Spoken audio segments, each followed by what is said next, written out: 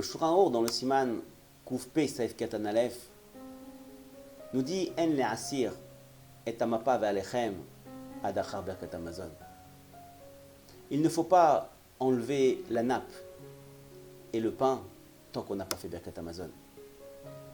Le Chavetz Chaim dans le Mishnah Berurah nous donne deux raisons à cela. La première raison qui est moins courante de nos jours, de peur qu'un pauvre, un ani, vienne frapper à la porte et nous dit j'ai faim. Alors on le fera rentrer, on lui fera faire Netet Daim, il mangera le pain qui est sur la table. Le Chavetz Chaim nous donne une autre raison. Il nous dit il faut laisser le pain sur la table pour le Siman Bracha. Akadosh Baruch Hu a besoin d'un shoresh, a besoin d'une racine, a besoin d'un tsinor pour envoyer la bracha aux personnes qui ont fait motzi et qui font maintenant birkat hamazon sur cette table. Et le fait qu'ils ont laissé le pain sur la table, alors ils auront la bracha. C'est le tsinor qui va transmettre la bracha à ceux qui font birkat hamazon sur cette table-là. Comme ça nous dit le Chavetz Chaim. De la même façon, une personne qui part de ce monde, ou un couple qui part de ce monde, il laisse dans ce monde-là des enfants. Les enfants sont leur binyan, leur construction.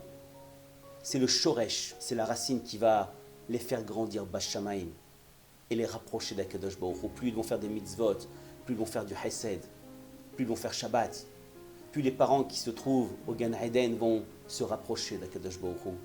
C'est pour ça que les enfants, on les appelle des banim. Ça vient du langage binyan, notre construction. Les enfants sont la construction des parents pour pouvoir s'élever bashamaim. Il y a une histoire que tout le monde connaît. Une personne a perdu sa femme et il s'est retrouvé seul à élever sa fille de 15 ans et demi, 16 ans.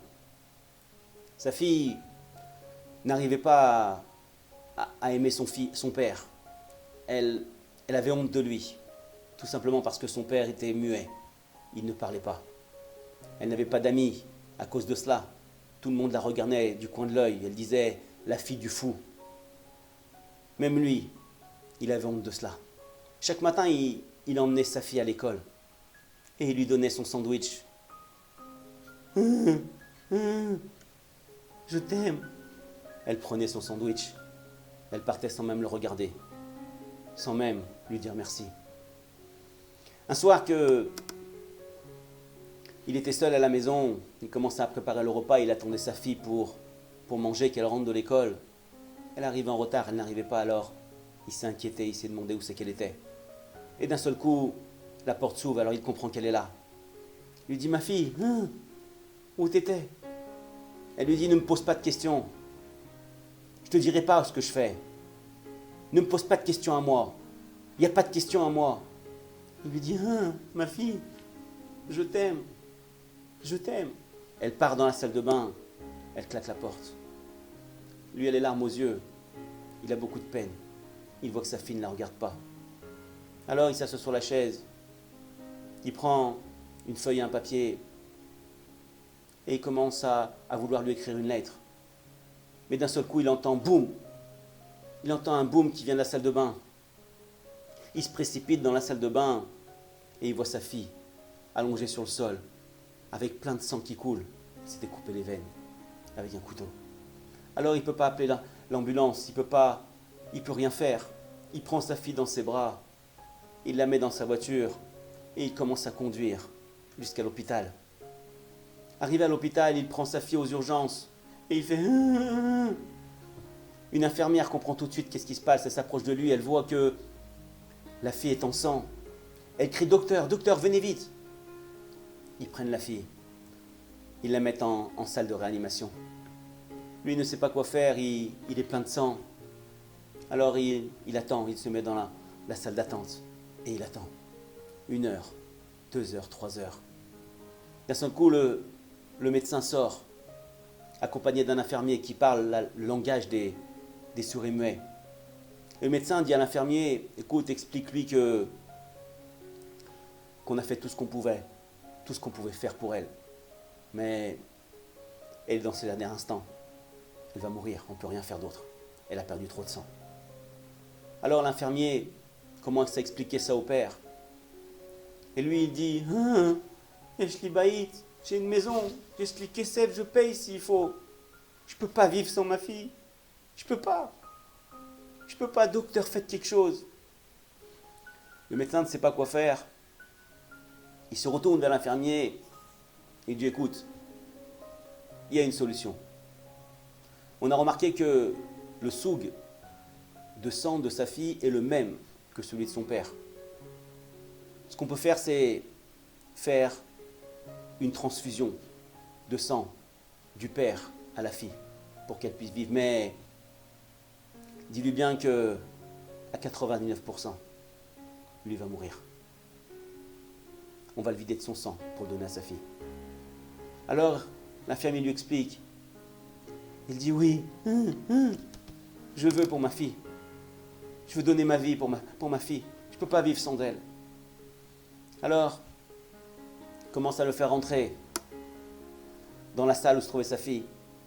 Il commence à lui faire une piqûre, à relier un tuyau de lui jusqu'à sa fille. Et le médecin va ouvrir la vanne pour que le sang s'écoule, pour que sa fille puisse vivre. Et juste avant qu'il ouvre la vanne, il dit 2 secondes, un moment. Il regarde sa fille avec les larmes aux yeux, il l'embrasse sur le front et il dit à l'infirmier, donnez-moi une feuille et un papier pour écrire. Alors l'infirmier lui emmène une feuille et un papier. Il écrit un mot à sa fille. Il lui met sous sa main. Comme ça, il se dit, quand elle se réveillera, elle trouvera le mot. Quelques heures plus tard, 4h30 après, la fille se réveille. Elle voit le tuyau qui l'a relié à son père, juste à côté d'elle, à sa droite. Elle comprend très vite ce qui se passe. Et elle crie, « Abba, papa, papa !» Le médecin arrive. Il lui explique, il dit, « Madame, ma fille, votre père a tout donné pour vous. Sa vie, son sang, le sang que vous avez à l'intérieur de vous, c'est celui de votre père. » Elle commence à pleurer les larmes de son cœur. Elle comprend que son père est mort. Et elle lève son bras. Elle trouve la lettre. Elle commence à lire la lettre. « Ma fille, l'amour de ma vie, ma seule et unique, il n'y avait personne à part toi. La manière dont je t'ai aimé, personne ne pourra le faire. Dommage que tu n'aies pas compris cela. Tu voulais un père qui parle, mais je suis différent des autres. Je veux juste que tu te souviennes de quelque chose, ma fille adorée. Parler, je ne pouvais pas, mais te donner de l'amour, je t'en ai donné. » Quand on entend des histoires comme ça, on comprend comment nos parents, ils sont capables de se brûler pour nous, jusqu'à donner leur propre vie pour nous. Il n'y a pas comme nos parents. Qui c'est qui va donner notre vie? Qui va donner sa vie pour nous, si ce n'est pas nos parents? Nos rabbanim? Nos amis? Non. Personne. Personne ne peut souffrir pour nous, à part nos parents. Le Rav Shvadron, le Magid Mirushalayim, quand il donnait shiur à Yerushalayim, il donnait shiur devant plus de 100 personnes. Un jour, qu'il donnait shiur, il voit sa mère rentrer dans la Zarat Nashim, écouter le shiur de son fils. Il pose son micro, il sèche ses larmes et il se dirige vers sa mère devant tout le monde. Et il lui dit, « Ima !» Il lui prend sa main et il lui embrasse. « Ima, maman !» Sa mère lui dit, « Mon fils, Kapara, retourne sur la teva donner shiur à tes élèves. » Il lui dit, « Maman, tous ces gens-là qui sont là, c'est pour toi qu'ils sont là. Toute la Torah que j'ai en moi, c'est grâce à toi. Tout le kavod qu'ils me font, c'est pour toi qu'ils le font, le kavod. Sa mère le regarde avec les larmes aux yeux et lui dit, mon fils, retourne sur la teva. Alors, avec beaucoup d'émotion, il retourne sur la teva. Il prend le micro et dit, Mechila, excusez-moi, je viens de faire une mitzvah de Horaïta, de Kivud Avaim. Tout le Kaal, tout le Tzibour avait les larmes aux yeux quand ils ont vu ça. Quelqu'un de l'assemblée se lève et dit, Rav, est-ce qu'il est possible de faire le Kaddish maintenant?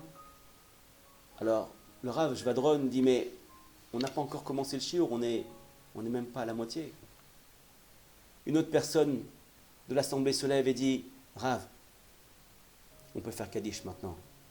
Rabbi Hanania ben Akasha Omer, on peut le faire le Kaddish.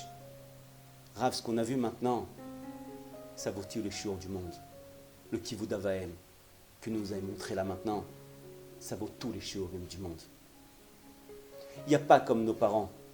Tout le monde est remplaçable. Même nous, on peut nous remplacer. Mais personne ne peut remplacer nos parents. Avant, les parents, ils avaient de la valeur. On avait du respect pour eux. Maintenant, on se demande si ce n'est pas les enfants qui éduquent leurs parents. Il n'y a pas comme nos parents. On se dit que peut-être un jour on aura du temps pour aller les voir. On aura du temps pour les inviter Shabbat. Mais est-ce que Kadosh Baruch Hu va nous donner ce temps-là? Il y a des gens qui n'ont plus leurs parents et qui rêveraient de les avoir maintenant pour pouvoir leur faire le kavod. Alors toi qui as encore tes parents, appelle-les. Dis-leur que tu les aimes. Dis-leur que tu vas les inviter Shabbat. Dis-leur qu'à part eux, il n'y a rien d'autre. La Gemara explique et dit que les parents sont comparés à la terre. Parce que dans la terre, il y a tout. Quand on creuse la terre, on trouve du pétrole, on trouve du gaz, on trouve des pierres précieuses, on trouve des rubis, on trouve de tout. Pareil les parents. Plus tu vas leur faire le kavod, plus tu vas leur embrasser les pieds, plus tu vas leur embrasser les mains, et plus ils vont tu vas leur faire le kavod et plus tu vas trouver des rubis à l'intérieur. Des choses que tu n'auras jamais vues de ta vie. Tout le monde est remplaçable. Même nous, on peut nous remplacer. Mais on ne peut pas remplacer des parents. On ne peut pas remplacer ceux qui nous ont mis au monde. Le Chazon Ish explique et dit, quand je vois un enfant qui est matzliach, qui réussit, qui arrive dans ce monde-là, c'est parce qu'il fait le Kivud Avaim. Parce qu'il respecte ses parents. Parce qu'il reste un moment avec eux. Il va les voir. Il va les embrasser, il leur dit je t'aime. Les parents, c'est ce qu'ils attendent de nous, qu'on va les embrasser. Alors toi qui as encore tes parents, dis-leur que tu les aimes. Appelle-les. Si on savait ce que c'était que les parents. Pour ceux qui n'en ont pas, ou qui n'en ont plus, ils le savent. Mais ceux qui en ont encore, ils n'ont peut-être pas encore compris.